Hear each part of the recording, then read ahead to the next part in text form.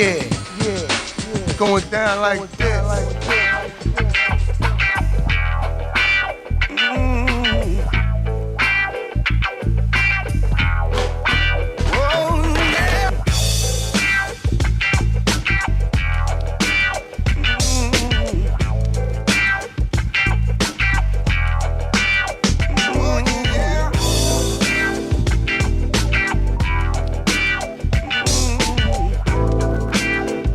It's a 1971 play, and when it opened, which was in Melbourne in 71, it caused a huge stir because no one had ever written so honestly and brutally about Australia with all our faults and our glorious sense of humour. And certainly no one had had such an accurate and devastating look at the police corruption that was going on around that time. You know, it's the period that you start to see emerging in shows like Underbelly now, where people are looking back going, did that really happen? And it did. You know, this is a very kind of personal piece in the sense that it's about two sisters who go to the Victorian police for help with a domestic violence incident, and the violence continues, but it becomes anything but domestic, I guess. So this was the piece that put Williamson not only on the Australian stage as a playwright, but internationally. It took him and the work to London, and it was the start of his career and certainly a whole new movement in Australian theatre. We're in the process at the moment of interpreting it and finding how it sits in today's world. And the wonderful thing that's also the scary thing is it's still incredibly relevant, you know. But at the same time, there's something I really like about this kind of retro piece of 70s Australiana, you know. It's just, it feels like Kingswoods and rock and roll and all of that kind of stuff that's really fun to delve back into and play with a little bit, you know. Hence casting John English, you know, it's like this great 70s icon entertainer coming over to be part of this incredibly iconic 70s play. So I really want to honour that era because it's fun, you know. The 70s was fun. I actually had worked with him about 2 years ago as an actor in a piece that he wrote for a TV pilot, and I just loved performing with him. He's a really generous actor.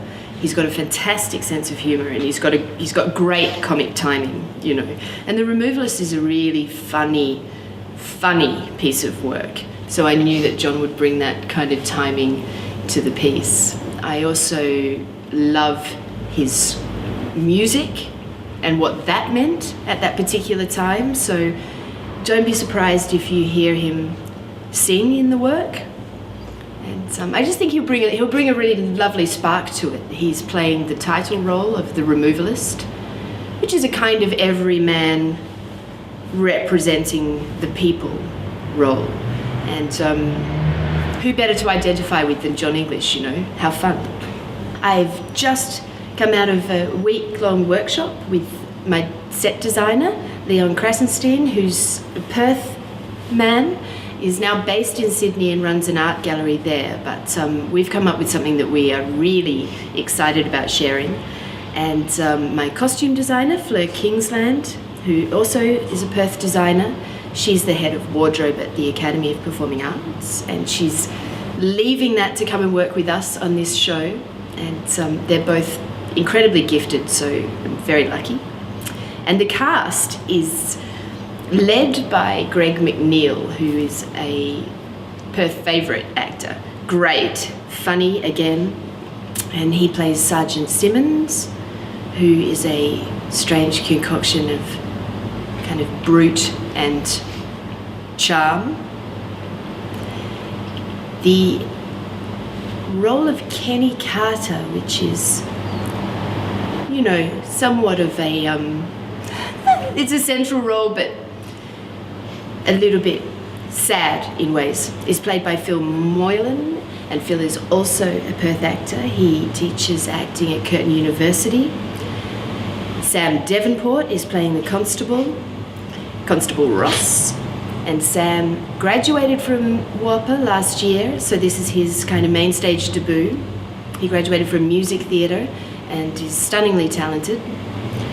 And the two sisters in the piece, Kim Walsh and Fiona Pepper. So wonderful, wonderful West Australian cast, gorgeous, young, interesting, and we're all really energised to take it on. I guess I started thinking about it a long time ago because it really is the piece that we are using to mark our farewell to this venue, which will be basically bulldozed next year. So I wanted a piece that really was a lot of fun, had a lot of energy, great plot, really driven, but that also had a nice fitting farewell to Perth Theatre Company's history in this venue. So the work has been in my mind for a long time. We go into rehearsals in 2 weeks, and I cast the work about 3 months ago, so everybody's thinking about it and working on it. We'll start to bring in now choreography and that kind of thing. There is a lot of violence in the work, so there is a lot of physical rehearsing to be done. I've been talking to my sound designer, Matt Cheatham, who is with the band Downside and also Sunshine Brothers. And so Matt and I are talking constantly about what does it sound like? Is it Australian rock? Is it 70s? Is it now? Where are we? You know? So that's also all in place. So the groundwork's being done now. We are literally calling in our own Removalists at the same time to become resident at the New State Theatre Centre. So it felt fitting in that sense, and I wanted something that was Australian, that would kind of resonate with people, where they could really come and know they were going to have a night that they'd remember, you know? It showcases how much actually goes on in Perth, you know, because we all know that heaps goes on throughout the year and in the summer, but culturally the city is still very much alive in the winter, and it's fantastic to have the city there to kind of showcase everything that's being done and give people a really broad selection of things that they can go and engage with, including theatre. It's really exciting, you know. It's very timely. I think Perth's ready for a state theatre centre where they can go and see a wide range of work.